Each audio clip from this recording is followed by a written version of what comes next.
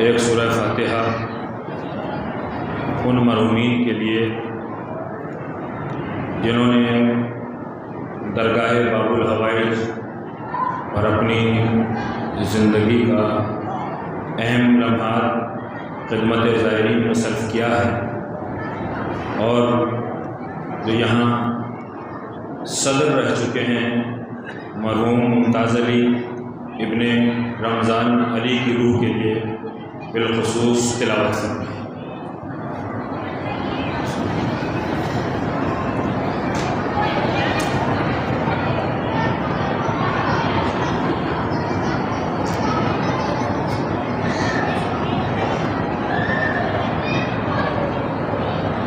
اعوذ باللہ من الشیطان اللعین الرجیم،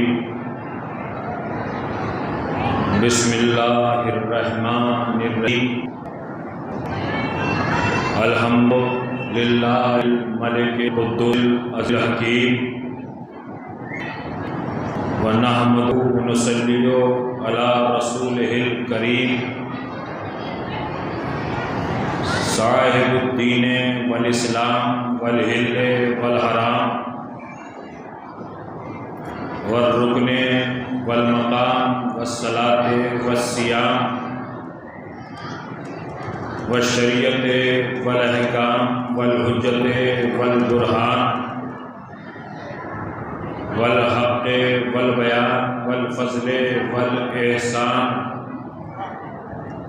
والکرم والامتنان، النبی الامی المکی المدنی القرشی الہاشمی، مولانا ابی القاسم المحمد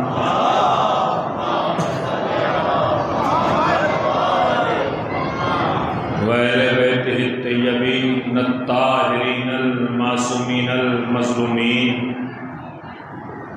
ومن یومنا ھذا الی قیام یوم الدین، اما بعد فقد قال اللہ تعالی فی کتابہ المحکم وخطابہ المتقن وقولہ الاحسن، بسم اللہ الرحمن الرحیم، ومن یبتغی غیر الاسلام دینا فلن يقبل منه وهو في الآخرة من الخاسرين۔ صلوات پڑھیں محمد و آل محمد۔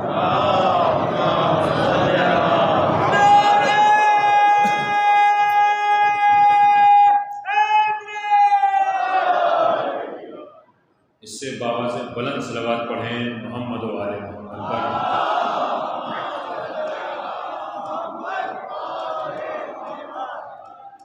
نعرہ درود ایک ایسی عبادت ہے جس کے لیے قرآن مجید کی آیت میں خالق کائنات نے ارشاد فرمایا ہے کہ جو نعرہ درود پڑھتا ہے اس کے ساتھ ملائکہ بھی پڑھتے ہیں اور خالق کائنات بھی پڑھتا ہے۔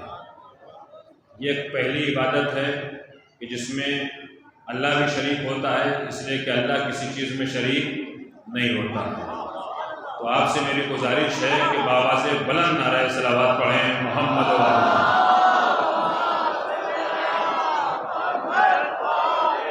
محمد۔ بہت ہی مختصر آپ کی خدمت میں چند باتیں عرض کرنا ہے، اس لیے کہ ہر عالم، ہر خطیب، ذاکر، مبلغ کو انتظامیہ کمیٹی نے صرف 45 منٹ کا ٹائم معین کیا ہے۔ 45 منٹ بہت ہوتے ہیں، اگر خلوص دل سے انسان ایک سجدہ شکر ادا کرے تو ہزاروں سجدوں کے اوپر بھاری ہو جاتا ہے۔ اگر درگاہ باب الحوائج پہ آ کر گھوم کے چلا جائے تو وہ چکر تو ہو سکتے ہیں، طواف نہیں ہو سکتا ہے۔ اسی طریقے سے مجلس میں بیٹھ کر اگر خراج عقیدت اس کی بارگاہ میں پیش کریں کہ جسے ہم بوالب الحوائج کہتے ہیں، تو ہماری مرادیں بھی پوری ہو جائیں گی اور ہمیں شرف عبادت بھی حاصل ہو جائے گا۔ لیکن نیت صاف ہو، خلوص دل کے ساتھ اس بارگاہ میں آئیں۔ میں نے آپ کی خدمت میں قرآن مجید کی آیت پیش کی، ارشاد ہوتا ہے کہ وَمَن يَبْتَغِ غَيْرَ الْإِسْلَامِ دِينًا فلن يقبل منه وهو في الآخرة من الخاسرين، جو بھی اسلام کے علاوہ کسی دوسرے دین کو قبول کرے گا اس کا وہ قبول کیا ہوا دین رد کر دیا جائے گا، لوٹا دیا جائے گا، ختم کر دیا جائے گا، قبول نہیں کیا جائے گا۔ قرآن مجید کی آیت ہے اور قرآن مجید 6666 آیتیں ہیں، اسی کی ایک ہی آیت ہے۔ قرآن مجید 558 رکوعوں کے اوپر ہے، اسی میں کی ایک ہی آیت ہے جو میں نے آپ کی خدمت میں پیش کی۔ تو مزاج پروردگار عالم یہ ہے کہ وہ اسلام کے علاوہ کسی دوسرے دین کو پسند نہیں کرتا ہے، کسی دوسرے دین کو قبول نہیں کرتا ہے، کسی دوسرے دین کو اپنانے والے کو وہ منزل نجات پر نہیں پہنچائے گا۔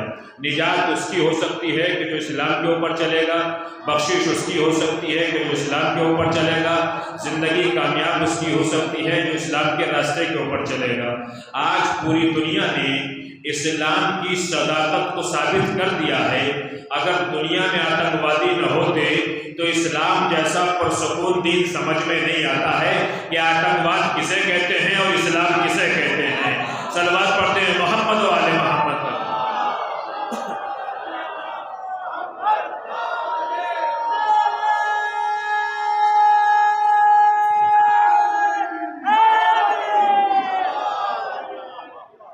بابا سے بلند صلوات پڑھیں محمد و آل محمد پر۔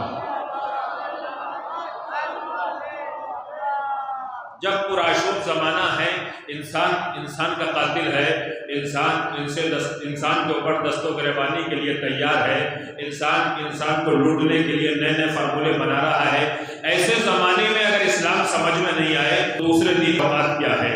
اس لیے کہ اسلام سکون کو کہتے ہیں، اسلام اطمینان کو کہتے ہیں، اسلام امن کو کہتے ہیں، اسلام شانتی کو کہتے ہیں، اسلام چین کو کہتے ہیں، اسلام بھائی چارے کو کہتے ہیں، اسلام اخلاق کی بلندیوں کا نام ہے، اسلام پڑوسیوں کے حقوق کو پامال کر دینے کا نام اسلام نہیں ہے۔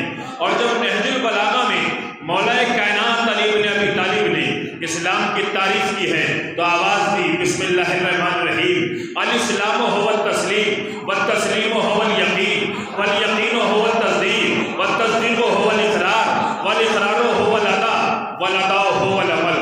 یہ تیسرے حصے میں مولا کائنات علی بن ابی طالب نے، خطیب منبر سلونی نے نہج البلاغہ میں ارشاد فرمایا ہے کہ اسلام تسلیم کو کہتے ہیں، تسلیم یقین کو کہتے ہیں، یقین تصدیق کو کہتے ہیں، تصدیق اقرار کو کہتے ہیں، اقرار ادا کو کہتے ہیں، اور ادا عمل کو کہتے ہیں۔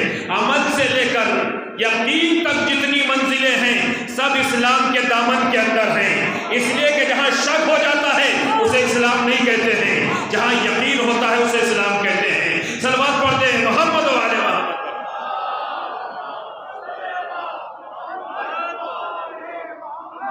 بابا سے بلند صلوات پڑھیں محمد و آل محمد پر۔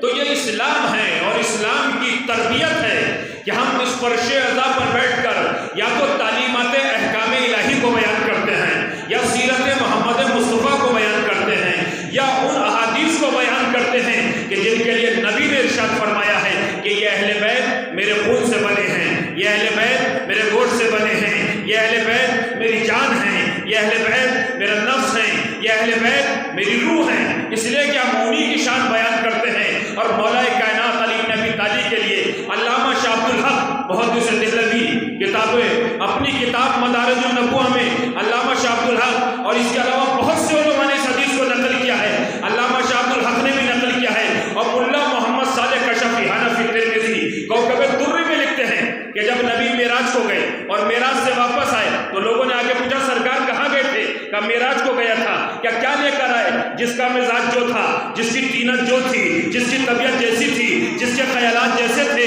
جس کے افکار کیسے تھے، اس کو وہ بیان کیا۔ لیکن ایک وہ کہ جو ایمان کے 10 درجوں پر فائز تھا، اس نے آ کے معلوم کیا کہ سرکار معراج کو گئے تھے، میرے لیے کیا لے کر آئے ہیں؟ کہا سلمان سنو، بیٹھو۔ سلمان کو اپنے برابر میں بٹھایا اور اس کے بعد کہا سلمان کسی سے کہنا مت، کسی کو سنانا مت، کسی کو بتانا مت، شکر آشوب زمانہ ہے۔ کہ سرکار کیا ہوا کہ جب میں آسمانی گریوں پہ تھا تو میں نے سرش کے اوپر کو لکھا ہوا دیکھا، وہاں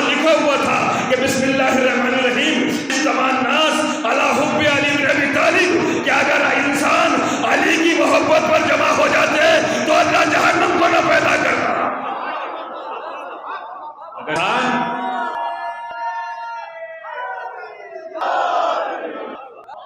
انسانی محبت پر جواتے تو اللہ جہنم پیدا نہیں تھا. اگر سلمان ایمان کے درجوں پہ فائز ہے جو کل ہم بھی ہے وہ ایمان ہے. سلمان پاک و پاکیزہ اسے اپنے چھپان کا سلمان میں بولا علی کے کرنا شروع کیا. کیا دنیا علی محبت پر ہو جاتے تو اللہ نے میدان کا اجازت سے ایک طرح پر پتے پہ لکھا ہوا تھا کہ لویش الناس علی حب علی بن ابی طالب. پتے نہ شروع ہوئے مدینے کی گلیوں میں نئے سامنے لوگوں نے پیش کیا. سرکار یہ کہ سرکار نے ہم کو بتا رہا کہ سر ہم نے تم سے کہا تھا کسی کو بتانا کسی سے نام کسی سے نام تم نے کس نے بتا دیا کہ سرکار میں نے کسی سے نہیں کہا ہے بلکہ میں نے ایک کنویں میں منہ ڈال کر علی کا قصیدہ پڑھا تھا. تو اب تربیت طہارت کا اندازہ لگاؤ کہ جو پاک ہوتا ہے وہ علی کے ذکر کو نہیں چھپا سکتا.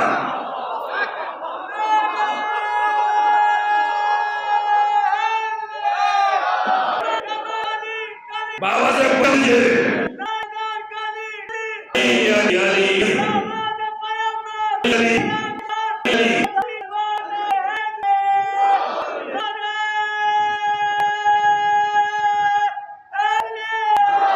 سرکار میں کسی سے نہیں بیان کیا کسی سے نہیں کہا ہے. ایک کنویں کے اندر جس کے اندر طیب و طاہر پانی تھا پاک و پاکیزہ پانی تھا. پانی کی طہارت کی ذمہ داری شریعت کے اوپر ہے جو شریعت کے مسائل ہیں. میں نے طیب و طاہر پانی کے اندر کی طرف منہ کر کے اس حدیث کو بیان کیا تھا. اس کنویں میں ڈلا دوں گا اس کے پتے پتے پر لکھا ہوا تھا. تو ایک کنویں کے اندر سلمان فارسی نے علی کا قصیدہ پڑھا. سب ہوا وہ پانی چھپا نہ پایا. تو اندازہ لگاؤ کہ جس کا حسب پاک ہوتا ہے وہ علی کے ذکر کو چھپا نہیں سکتا اور علی کرے تو دور اٹھ کر جا نہیں سکتا. یہ سے ہم طہارت کو پیش کرتے ہیں. اس کے اندر یاد ہوگا اس میں ہوا تھا کہ لم اجتمع الناس علی حب علی ابی طالب ما خلق اللہ. اگر انسان علی کی محبت میں ہو جاتے اللہ جہاں نہیں کرنا. علی بار پیغمبر علی کو سلام نہیں کرنا علی سے کلام نہیں کرنا علی سے گفتگو نہیں کرنا علی کے پاس جانا نہیں. کیوں نہیں جانا؟ کیوں؟ اس لیے کہ پوری کائنات میں ایک واحد ذات علی ابن ابی طالب کی ہے کہ جس نے ببانگ طہل ہر منبر پر کھڑے ہو کر اور بیٹھ کر کہا ہے کہ جو چاہے پوچھ لو جب چاہے پوچھ لو جیسے چاہے پوچھ لو. اس لیے کہ جاہلوں کا انداز تھا کہ علی کے پاس جائیں گے علم کا ٹھاٹے مارتا ہوا سمندر ہے جو اس سے معلوم کریں گے وہ بتا دے گا. زمین کی گہرائیوں کے بارے میں پوچھیں گے تو وہ بتا دے گا. آسمان کی بلندیوں کے بارے میں پوچھیں گے تو وہ بتا دے گا. کیوں؟ اس لیے کہ علی ذات اس کی ہے کہ لنگر کا مالک اللہ ہے مگر لنگر کا عالم علی ہے. ہر شے کا علم علی کے پاس ہے جو چاہے بتا دے گا. علی کے پاس جانا مت سلام نہ کرنا. دو شخص آئے جس کا نام ایک طلحہ ہے زبیر ہے. آ کر بیٹھ گئے علی کو سلام نہیں کیا. اب مولا کائنات جس کی ذوالفقار کا عالم یہ ہے کہ جب ہاتھ میں آ جاتی ہے تو اس کے ہاتھ کا کمال یہ ہے کہ یہ پہچانتی ہے کہ اگر چلے گی تو کیا اس کی ساتویں پشت میں پیدا ہونے والا مومن تو نہیں ہے. اگر ساتویں پشت میں بھی پیدا ہونے والا مومن ہے تو رک جاتی ہے. علی ابن طالب کے بعد نہیں کیا. مولا نے اس سے کہا نہیں کہ تو نے مجھے سلام نہیں کیا تو نے مجھے پیغام تہنیت نہیں پیش کیا. کوئی جواب مولا نے اسے نہیں دیا ہے. امام حسن سے کہا میرے لال حسن میرے قریب آؤ. حسن قریب آئے کہ میری بساط لے کر آؤ. امام کسے کہتے ہیں؟ امام کسے کہتے ہیں؟ جو تخت حکومت کا محتاج ہو اسے امام نہیں کہتے. جو حدوں میں سمٹ جائے اسے امام نہیں کہتے. حسن میرے قریب آؤ. امام حسن کو بلایا. جاؤ میری رضا میری بساط لے کر آؤ. امام حسن بساط لے کر آئے. کہ بچھا دو. بچھا دی. کہ بیٹھو عمار یاسر بیٹھو سلمان بیٹھو مقداد بیٹھو حسن مصطفیٰ بیٹھو. اور وہ جو دو آئے تھے طلحہ اور زبیر ان سے کہا تم بھی بیٹھو. طلحہ بھی بیٹھے زبیر بھی بیٹھے. مولا نے مولا کی چادر کے ساتھ دوشے ہوا پہ بلند ہوئی. اب جو چلنا شروع ہوئی بلند ہوئی تھی کہ طلحہ نے زبیر کی کان میں کہا کہ اگر گر گئے تو کیا ہوگا؟ مولا نے فرم کا سن، جو اسے چلانے والا ہے وہ تجھے بچانے والا بھی ہے. توجہ چاہ رہا ہوں آپ کی کہ جو اسے چلانے والا ہے وہ تجھے بچانے والا بھی ہے. طلحہ اور زبیر شرمندہ ہوئے اس لیے کہ وقت کے امیر معاویہ نے بھیجا تھا. جب یہ مولا کی بساط دوش ہوا پہ بلند تھی، ایک جگہ جا کر مولا نے کہا رک جا. ہوا رکی، بساط اتری، غار کے دروازے کے قریب مولا گئے کہ سلمان سلام کرو، کہ مولا کوئی دکھائی نہیں دیتا. کہا یہاں اصحاب کہف ہیں، اصحاب کہف کو سلام کرو. سلمان نے سلام کیا، کوئی جواب نہیں آیا. مرداد سلام کرو، سلام کیا، کوئی جواب نہیں آیا. زبیر سلام کرو، کوئی جواب نہیں آیا. طلحہ سلام کرو، کوئی جواب نہیں آیا. امام تھا، حجت تمام کی. ایک مرتبہ سلام، دو مرتبہ سلام، تین مرتبہ سلام. حجت عام کرنے اللہ نے کہا کھڑے ہو جاؤ. انکار کے در کے ہوئے میں نے کہا السلام کہ اصحاب الکہف. جیسے ہی مولا نے کہا اصحاب الکہف تو سلام کا جواب آیا علیک السلام علی اللہ، اللہ کے ولی پر ہمارا سلام. آپ کی توجہ چاہ رہا ہوں اس جملے کے اوپر، اے اللہ کے ولی تم پر ہمارا سلام. سب کلام جواب آیا، صرف علی کے سلام کا جواب آیا. نہ سلمان نام کا، نہ عمار کے سلام کا، مقداد کا، نہ طلحہ کے سلام کا، نہ زبیر کے سلام کا. سب چہرے اتر گئے کہ پوچھو تمہارے سلام کا جواب کیوں نہیں؟ علی کے سلام کا جواب کیوں؟ کہ مولا اب جب پہلے جواب نہیں تو اب جواب کیسے آئے گا؟ کہ میں اجازہ امامت سے کہتا ہوں اصحاب کہف تمہارے سوال کا جواب دیں گے. پوچھو کہ امام کہتا ہے ہمارے سلام کا جواب نہیں، علی کے سلام کا جواب کیوں آیا؟ کہ سنو میرا غیرہ کے سلام کا جواب نہیں دیتے، جناب علی کے سلام کا جواب دیتے ہیں. صلوات محمد محمد.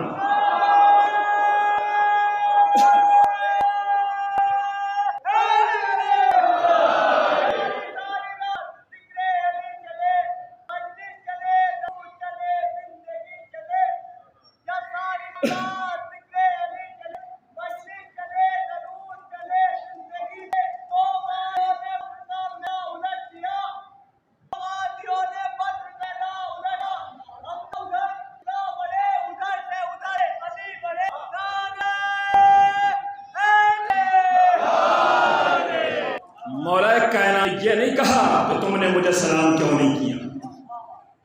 علی کسی کے سلام کا محتاج نہیں، نبی کسی کے سلام محتاج نہیں.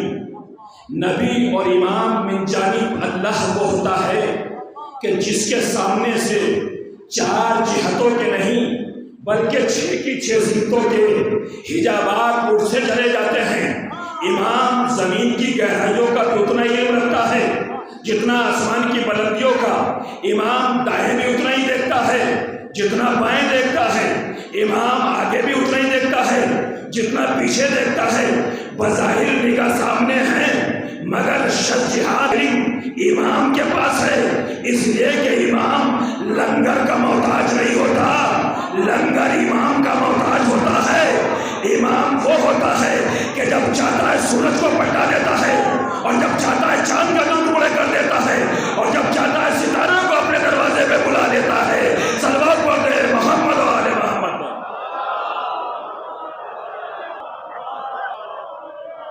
تو یہ ہے خطیب منبر سلونی علی ابی طالب کی شان. قرآن مجید 28 سورہ بسم اللہ الرحمن الرحیم. آپ کی توجہ چاہ رہا ہوں. لا انزلنا ھذا القرآن علی جبل لا رأیتہ خاشعا متصدعا من خشیۃ اللہ وتلک الامثال نضربها للناس لعلهم یتفکرون. قرآن مجید 28ویں پارے سورہ حشر کی آیت پیش کی ہے۔ اہل سنت کے بہت بڑے عالم ہیں جنہوں نے اپنی کتاب مناقب مرتضیٰ میں لکھا ہے کہ قرآن 4 حصوں کے اوپر مشتمل ہے۔ 25% قرآن وہ ہے کہ جس میں شریعت الہی کے احکام میں حکم دیا گیا 25%، اور 25% آیتیں وہ ہیں کہ جو روکا گیا ہے اس کو کرنا مت، گناہ ہے، ناجائز ہے، غلط ہے، حرام ہے۔ 25% یہ ہے کہ واجب ہے، مستحب ہے، جو احکامات ہیں وہ آیتیں ہیں، لیکن مولا کائنات کا ارشاد ہوتا ہے 25% وہ کہ جس میں اوامر ہیں، 25% وہ کہ نواہی ہیں، 50% مولا سے کسی نے پوچھا کہ یہ 50% ہے کیا سننا چاہتا ہے؟ اس میں 25% ہماری شان میں نازل ہوا ہے، 25% ہماری شان میں نازل ہوا ہے، اور 25% وہ ہے کہ جو ہم سے کدورت رکھتا ہے اس کے اوپر لعنت کرتا ہے۔ یہ قرآن مجید ہے کہ جو گھر میں رکھا ہوا ہے طاق کی زینت بنا کر، جہالت کی اینک لگا کر نبی کو اپنا جیسا جاہل کہتا ہے۔ اگر علم کی روشنی میں آیات قرآن کے پس منظر میں ذات محمد عربی کو سمجھا ہوتا تو آج مسلمان کسی کے دروازے پہ ٹھوکریں کھاتا ہوا نظر نہیں آتا۔ یہ ملت مسلمہ کی سب سے بڑی کمی ہے کہ جو فرقوں میں بٹ کر سیرت رسول کو کمزور کر رہا ہے، قرآن کی آیات کو پس پش ڈال رہا ہے۔ تو یہ قرآن مجید لو انزلنا ھذا القرآن علی جبل لرأیتہ خاشعا متصدعا من خشیۃ اللہ وتلک الامثال نضربها للناس۔ ارشاد ہوتا ہے کہ اگر اس قرآن کو ہم پہاڑوں کے اوپر نازل کر دیتے، قرآن مجید 6666 آیتیں جسے 5 اور 6 برس کا بچہ اپنے ہاتھوں پہ اٹھا لیتا ہے، وہ قرآن مجید خالق کائنات نے قرآن مجید میں کہا کہ اگر اس کو پہاڑوں پر نازل کر دیتے تو قوت قرآن، طاقت قرآن، شجاعت قرآن، علم قرآن، خشیت قرآن، پاور قرآن، علم قرآن سے پہاڑ ریزہ ریزہ ہو جاتے، اپنا وجود کھو بیٹھتے، ختم ہو جاتے۔ یہ قرآن مجید کی طاقت ہے۔ قرآن مجید کے اندر لو انزلنا ھذا القرآن علی جبل لرأیتہ خاشعا متصدعا من خشیۃ اللہ، اگر پہاڑوں پر نازل کر دیتے تو پہاڑ اپنا وجود کھو بیٹھتے۔ وہ پہاڑ جو سر بلند بھی ہے، وہ پہاڑ جس پہ چڑھنا مشکل بھی ہے، وہ پہاڑ جس پہ لوگ میدان سے بھاگ کر سہارا لے کے جان بچاتے تھے، وہ پہاڑ، لیکن اس پہاڑ پر قرآن آ جائے تو وہ پہاڑ ریزہ ریزہ ہو جائے گا، اپنے وجود کو کھو بیٹھے گا۔ اتنا مضبوط قرآن ہے، اتنا طاقتور قرآن ہے۔ اگر یہ پہاڑوں پر آ جائے تو پہاڑ ٹکڑے ٹکڑے ہو جائے، تو پھر قرآن آیا کہاں، بھیجا کہاں، نازل کہاں ہوا؟ تو آئیے قرآن مجید سورہ بقرہ آیت نمبر 98، بسم اللہ الرحمن الرحیم، قل من کان عدوا لجبرائیل فإنہ نزلہ علی قلبک بإذن اللہ مصدقا لما بین یدیہ۔ یہ سورہ بقرہ قرآن مجید کا دوسرا سورہ۔ قل من کان عدوا لجبرائیل فإنہ نزلہ علی قلبک بإذن اللہ مصدقا لما بین یدیہ۔ اے میرے جبرائیل، پیغمبر سے کہہ دو جا کر کہ یہ کہہ دو امت سے کہ قل من کان عدوا لجبرائیل فإنہ نزلہ علی قلبک بإذن اللہ، کہ تیرا دشمن میرا دشمن، میرا دشمن تیرا دشمن کا کیوں؟ اس وجہ سے کہ تو نے قرآن مجید کو قلب پیغمبر پر اتارا ہے، نازل کیا ہے۔ تو قرآن آیا کہاں؟ نبی کے دل پر۔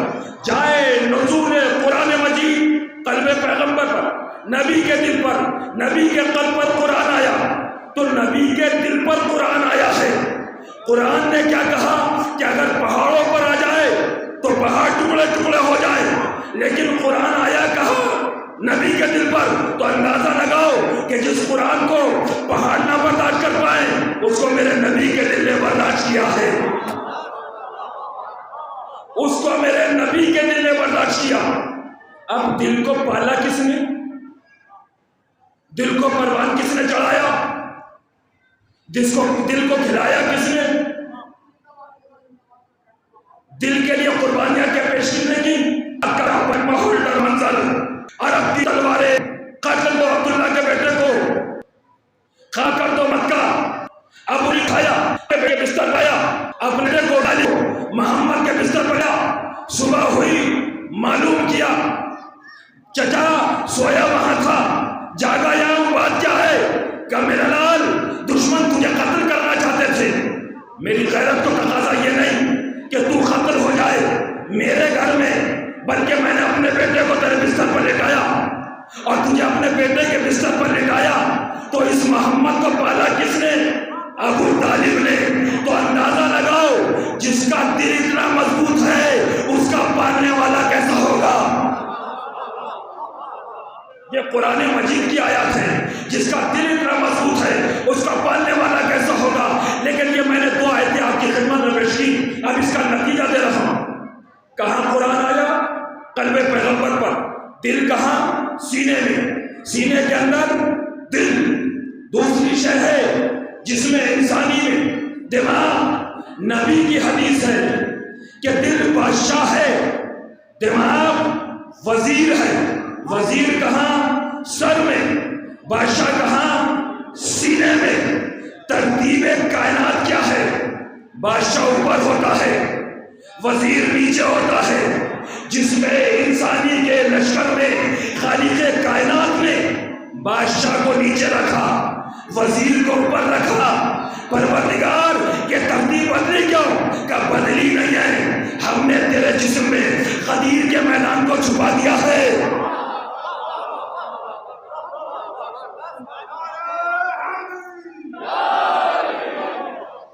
ہم نے تیرے جسم کے لشکر میں غدیر کو چھپا دیا ہے۔ دل بادشاہ، دماغ وزیر۔ علی کون؟ وزیر۔ محمد کون؟ بادشاہ۔ غدیر کے میدان میں آ کے دیکھ، وزیر تو ہاتھوں پہ بلند ہے، وزیر اوپر ہے، بادشاہ نیچے ہے۔ صلوات پڑھ دے محمد والے۔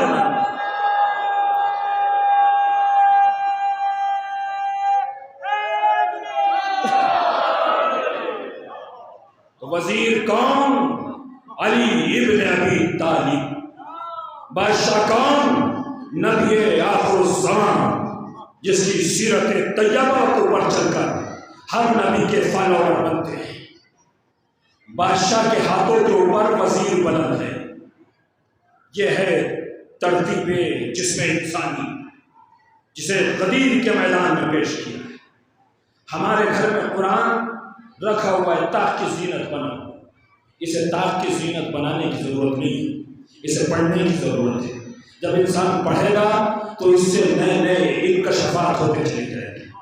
دنیا کی ترقیاں قرآن مجید کے اندر موجود ہیں۔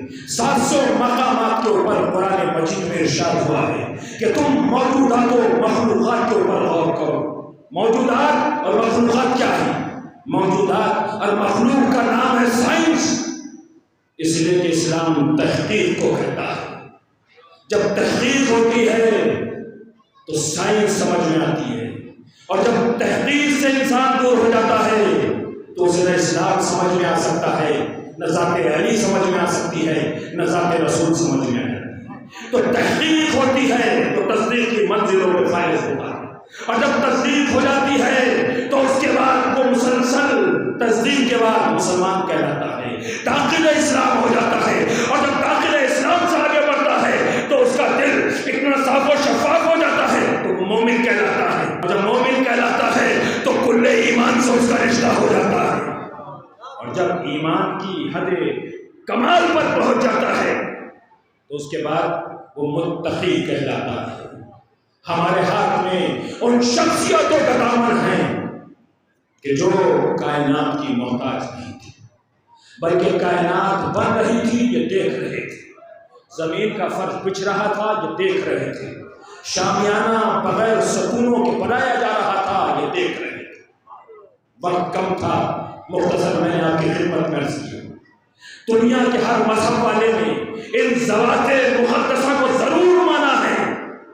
یہ اور بات ہے کہ لوگ مال غنیمت کے لیے ان کو نہیں مانتے تھے، مگر جب عقیدت کے دریا میں ڈوب کے دیکھتے ہیں تو مولا کائنات علی کے علاوہ کوئی نظر ہی نہیں آتا ہے۔ اگر کائنات میں کوئی مولا ہے تو اسے علی بن ابی طالب کہتے ہیں، جس کے سر کے اوپر ولایت کا تاج نبی آخر زبان نبی کے میدان میں رکھا۔ ایک بہت بڑا محقق عیسائی وہ یہ کہتا ہے کہ مجھے شوق ہوا کہ میں اسلام کی تاریخ پڑھوں۔ اس نے اسلام کی تاریخ پڑھنا شروع کی۔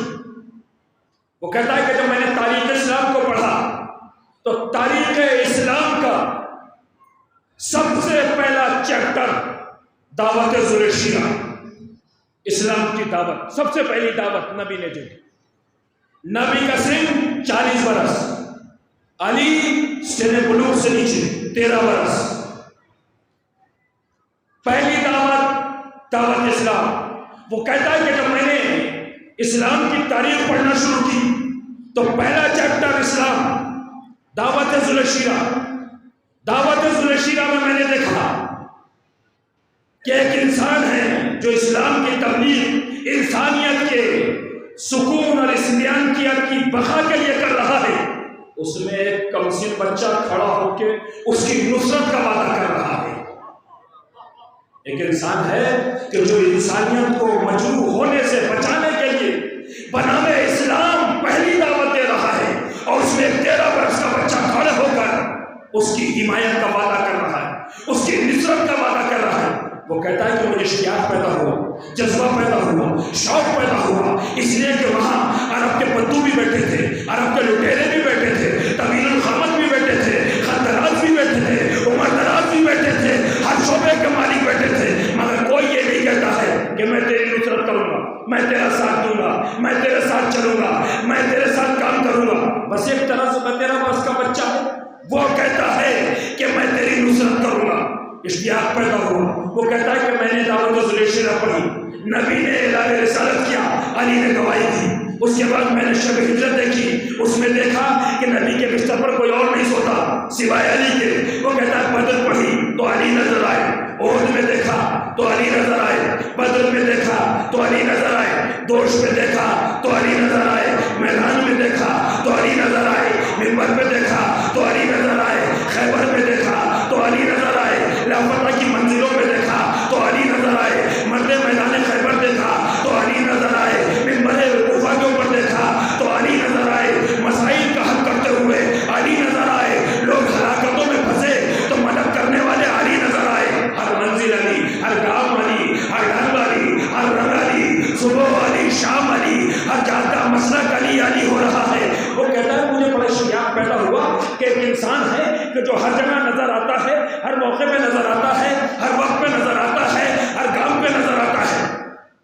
اب میں یہاں سے تعجب تیز نظروں سے پوچھتا ہوں مسلمانوں سے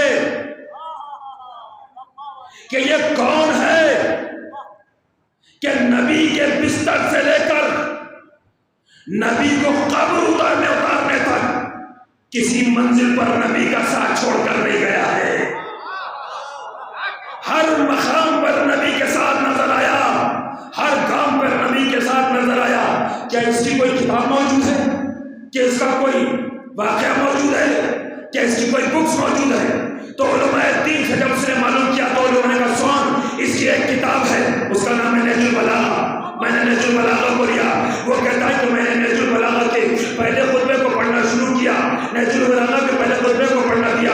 اس میں لکھا ہوا تھا کہ زمین کا فرش کیسے بچھا، آسمان کا ٹاکیا ہمیں کیسے ڈھاکا گیا، آفتاب و ماہتاب کی قندیلیں کیسے لٹکا گئی، ہوا و فضا کو کیسے چلایا گیا، فرشتوں کی کیسے تخلیق گئی، صبح و شام کیسے آتے جاتے ہیں۔ ایک زمانہ گزرتا چلا گیا، نہ آفتاب ماہتاب سے ٹکراتا ہے، نہ کبھی دن میں رات ہوتی ہے کہ نہ رات میں دن ہوتا ہے۔ وہ کہتا ہے میں پڑھتا ہوا چلا گیا۔ میں نے 6 سائنسدانوں سے کہا، بس آخری بات ہے رد مسایا، میں نے 6 سائنسدانوں سے کہا کہ یہ بتاؤ کہ زمین کیسے بنی، آسمان کیسے بنا، شامیانہ کیسے ٹاکا گیا، بغیر سکون کے ہوائیں فضائیں کیسے چلی۔ 6 سائنسدانوں نے 6 مہینے کا ٹائم مانگا۔ اس کے بعد 6 دن کو میرے سامنے رکھا، میں نے تحقیق کو خطبے سے ملایا، خطبے کو تحقیق سے ملاتا چلا گیا۔ لاسٹ میں اس نتیجے پر پہنچا کہ یا تو اس دنیا کو علی نے بنایا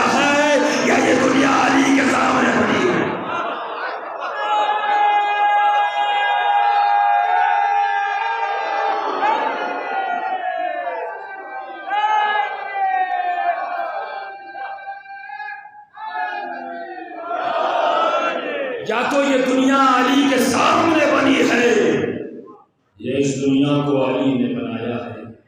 بات بہت طویل تھی، بس ایک حدیث اہل سنت والجماعت کے 5 کچھ عقیدہ علماء کرام سے کوٹ کر رہا ہوں اس حدیث کو، اور بھی حدیثیں ملا محمد صالح کشفی حنفی ترمذی مناقب مرتضوی فی فضائل مولا علی المعروف کوکب الدری، اس میں حدیث ہے کہ اللہ نے میرے اور نبی کے نور کو تخلیق کائنات سے 16,000 سال پہلے خلق کیا تھا، 16,000 سال پہلے۔ عزیزان گرامی، اب یہ زندگی بات کی ہے، ان کی تخلیق پہلی ہے۔ یہی وجہ تھی کہ تم شرح حیات کاٹ سکتے ہو، لیکن نوک نیزہ کے اوپر حسین ابن علی کے سر میں تلاوت کر کے بتایا کہ یہ اسلام ہے، یہ انسانیت ہے۔ کربلا ایک ملاوائے غم ہے۔ میں نے جس عزیز ترین محروم کے لیے سورہ فاتحہ پڑھوائی ہے، انہوں نے یہاں عرصہ دراز تک صدارت کے پد پر، ممبری کے پد پر رہ کر وہ زائرین کی خدمت انجام دی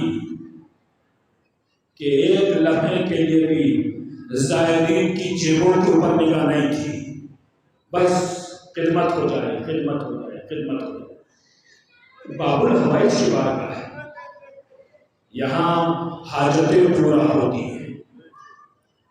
عزیزان گرامی، ایک ماں کربلا میں جس کی 2 امانتیں تھیں، 6 مہینے کا بچہ علی اصغر، 4 سال کی سکینہ، اس بیوی کا نام رباب ہے، ایک زندان شام میں، دوسرے کربلا میں، دونوں امانتیں، 2 ہی امانتیں تھی جناب رباب کے پاس، 6 مہینے کے علی اصغر، 4 سال کی سکینہ، ایک زندان شام میں سو گئی، دوسرا کربلا میں تیرے سے شعبہ کا نشانہ بنا دنیا سے۔ کربلا کی منزلیں تمام ہو گئی، چوتھے امام مدینہ پہنچ گئے، لوگ پرسے کے لیے آئے۔ منہال کوفے سے امام سجاد کی خدمت میں مدینے پہنچے، امام کو سلام کیا، امام نے جواب سلام دیا، پوچھا منہال کہاں سے آ رہے ہو؟ کہ کوفے سے آ رہا ہوں۔ کہ منہال میرے مختار کا کیسا حال ہے؟ اتنا منہال سے امام وقت امام سجاد نے پوچھا، منہال نے جواب دیا کہ امام مختار نے آپ کو سلام کہہ دعا کے بھیجا ہے کہ میرے امام سے میرا سلام کہہ دیں۔ امام نے رو کے جواب سلام دیا اور کہا دیکھو منہال، جب کوفے جانا تو مختار سے کہنا کہ اصغر کی ماں رباب نے نہ آج تک ٹھنڈا پانی پیا ہے، نہ سائے میں بیٹھی ہے۔ کون رباب؟ جس کی 6 مہینے کا علی اصغر کربلا میں تیرے سے شعبہ کا نشانہ بنا اور کربلا کی زمین کے اوپر ہمیشہ ہمیشہ کے لیے آباد ہو گیا۔ 4 برس کی سکینہ جو پیاس کی سختیاں جھیلتے جھیلتے اس کے بعد زندان شام میں جا کے سو گئی۔ منہال جب مدینے سے چلے کوفے آئے، مختار کے پاس سوچے کہ مختار، میں نے تیرا سلام کہہ دیا تھا، امام نے جواب سلام دیا ہے، مگر ایک بات کہی ہے کہ مختار سے جا کے بتا دینا۔ کہ بتاؤ؟ کہ نہیں، گوشے تنائی میں چلو۔ مختار گوشے تنائی میں لے کر آئے کہ منال اب تو بتا دے کہ امام نے کہا ہے اصغر کی ماں رباب نہ سائے میں بیٹھی ہے، نہ ٹھنڈا پانی پیا ہے، اس لیے کہ اصغر کا قاتل کہاں ہے؟ عزیزانو، مختار نے مصلی عبادت کو اٹھایا، گئے حجرے کے اندر مصلی عبادت کو بچھایا، اس سے پہلے سپاہیوں سے کہا کہ اصغر کے قاتل کو گرفتار کر کے لاؤ۔ مختار نے حکم دیا، مصلی عبادت پر گئے، نماز پڑھی، سر کو سجدے میں رکھا، پروردگار روز محشر وقت کے امام کو کیا جواب دوں گا؟ میرے امام کی ماں سائے میں نہیں بیٹھی ہے۔ سپاہیوں نے آ کے کہا مختار اصغر کا قاتل پکڑا گیا، قاتل آ گیا، اصغر کے قاتل کو لایا گیا، مختار نے مصلی عبادت چھوڑا، سامنے کون؟ اصغر کا قاتل حرملہ، ادھر مختار نے ایک بات پوچھی، حرملہ تو نے اصغر کے ساتھ ایسا کون سا ظلم کیا تھا کہ اصغر کی ماں رباب آج تک سائے میں نہیں بیٹھی ہے؟ ازاداروں کے ساتھ جو جملہ ہے اتنا کہنا تھا، ادھر سے کہتا ہے حرملہ کہ میری رسیوں کو ڈھیلا کر دے، رسیوں کو ڈھیلا کیا گیا، ابن میں مختار ہے، ادھر حرملہ ہے، حرملہ کہتا ہے کہ جب میں نے تینوں چلے کر جوڑا، نشانہ باندھا تو سب سے پہلے رسول اللہ نظر آئے، ہاتھ کا پہ تیر کر گئے، اٹھایا تیر لگایا، علی نظر آئے، تیر گر گیا، تو تیسری مرتبہ فاطمہ نظر آئی، چوتھی مرتبہ حسن نظر آئے، اور اس کے بعد جو میں نے تیر چلایا تو میرا تیر خطا کر رہا تھا، تیرے خیمہ میں رباب دی، آواز دی حرملہ، تیر بہت بڑا ہے، میرا بچہ بہت چھوٹا ہے، تیر چلا، علی اصغر کے گلے میں پہ بس ہوا، رباب نے کلیجے کو پکڑا، والیوں والی، کیا اتنے چھوٹے بچے بھی نہر کیے جاتے ہیں؟ میرے اصغر نے تیرا کیا بگاڑا؟ انا للہ رزم بمزرعی اللہم اغفر للمؤمنین والمؤمنات والمسلمین والمسلمات الاحیاء منهم والاموات تابع بیننا وبینهم بالخیرات انک مجیب الدعوات وانک بكل شیء قدیر۔ پروردگار عالم ہماری قوم کو مزارات مقدسہ پر امن و امان اور سکون سے اور خدمت کر کے جانے کی توفیق عطا فرما۔ پروردگار عالم جو لوگ ان سالانہ مجالس میں تشریف لاتے ہیں اور وہ یہاں ایسی سعادت نہیں حاصل کر پاتے کہ فرش اعضاء پر نہیں آ پاتے ہیں، مولا ان کے دلوں میں سے حالی ڈال دے کہ جب یہ ان پروگراموں میں آئیں تو فرش اعضاء پر بیٹھ کے مجلس ضرور سنیں، کیوں؟ اس لیے کہ فرش اعضاء کی جو قیمت ہے وہ کسی دوسری چیز کی قدر نہیں ہے۔ پروردگار عالم ہماری قوم کے درمیان اتفاق قائم فرما۔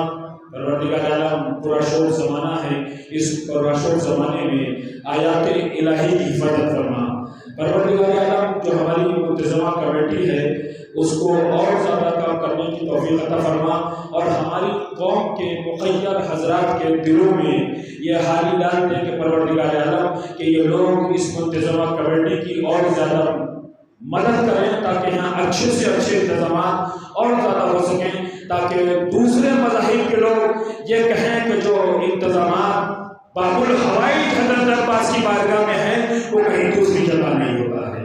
پروردگار عالم ہمارے امام زمانہ کے ضرور میں تاجیل فرما مطلب امام حسین